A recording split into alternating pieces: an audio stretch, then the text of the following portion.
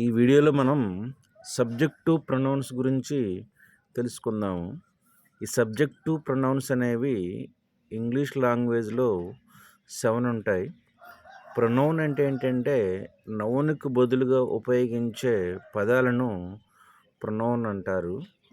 అయితే ముఖ్యంగా 7 subjective pronounce అనేవి ఇంగ్లీష్ లాంగ్వేజ్లో ఉంటాయి.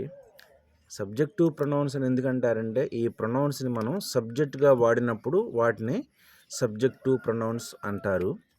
ముఖ్యంగా 7 ఏంటనేవి మనం తెలుసుకుందాము. ఐ నేను, వి మేము మనము, యు నీవు మీరు, దే వారు, హీ అతను, షీ ఆమె, ఇట్ అది ఇది అనేవి సబ్జెక్టివ్ ప్రొనౌన్స్ అంటారు. అయితే వీటిల్లో first person, second person, third person pronouns అనేవి ఉంటాయి. మన గురించి, నా గురించి చెప్తే వాటిని ఫస్ట్ పర్సనల్ ప్రొనౌన్స్ అంటారు. మన ఎదురుగా ఉన్న వ్యక్తి గురించి చెప్తే దాన్ని సెకండ్ పర్సనల్ ప్రొనౌన్ అంటారు. అలా కాకుండా ఎక్కడో ఉన్న వ్యక్తి గురించి చెప్తే వాటిని థర్డ్ పర్సనల్ ప్రొనౌన్స్ అని అంటారు. ఐ వి అనేవి ఫస్ట్ పర్సనల్ ప్రొనౌన్స్గా మనం చెప్పుకోవచ్చు.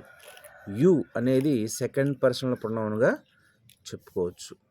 అట్లాగే దే, హీ, షీ, ఇట్ అనేవి థర్డ్ పర్సనల్ ప్రొనౌన్స్గా మనం చెప్పుకోవచ్చు.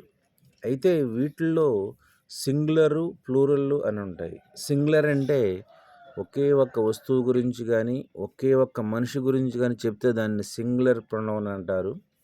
ఒకటి కంటే ఎక్కువ ఉన్న వస్తువుల గురించి కానీ ఒకటి కంటే ఎక్కువగా ఉన్న మనుషుల గురించి కానీ చెప్తే దాన్ని ప్లూరల్ ప్రొనౌన్ అని అంటారు. ఐ అనేది ఫస్ట్ పర్సన్ సింగులర్ ప్రొనౌన్గా చెప్పుకోవచ్చు. అలాగే వి అనేది ఇది ఫస్ట్ పర్సన్ ప్లూరల్ ప్రొనౌన్గా చెప్పుకోవచ్చు. యు అనేది ఇది సింగులర్ సెకండ్ పర్సన్గా చెప్పుకోవచ్చు. అట్లాగే యు అనేది ప్లూరల్ సెకండ్ పర్సన్గా చెప్పుకోవచ్చు అనమాట. అట్లాగే దే అనేది థర్డ్ పర్సన్ ప్లూరల్గా చెప్పుకోవచ్చు.